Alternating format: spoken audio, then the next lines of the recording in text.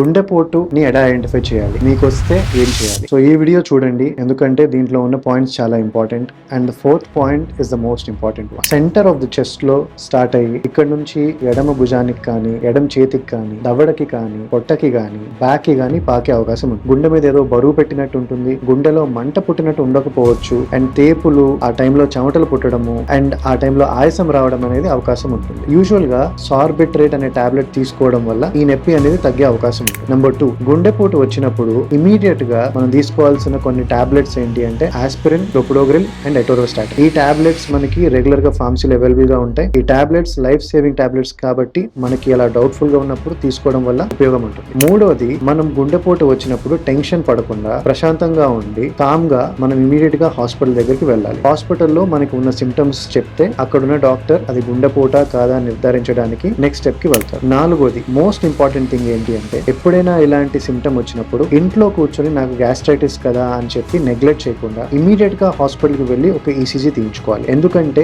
Major heart attacks అన్ని కూడా ఈసీజీలో identify అవుతాయి. సో ఒక ఫిజిషియన్ చూసి ఈసీజీలో హార్ట్ అటాక్ లేదు అని నిర్ధారించుకున్న తర్వాతే మీరు ప్రశాంతంగా ఇంటికి వెళ్ళి కూర్చొని గ్యాస్ట్రైటిస్ కి టాబ్లెట్స్ తీసుకోవచ్చు.